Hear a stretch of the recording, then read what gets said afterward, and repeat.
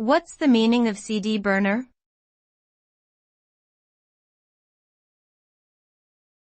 CD burner.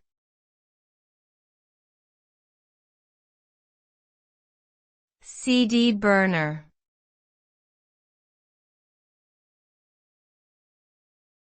CD burner.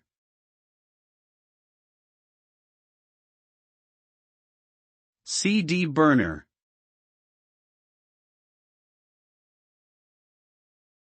A CD burner is a device used to write data onto a blank CDR or CDRW.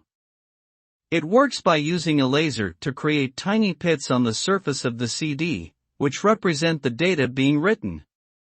Once the burning process is complete, the CD can be played on a standard CD player or computer.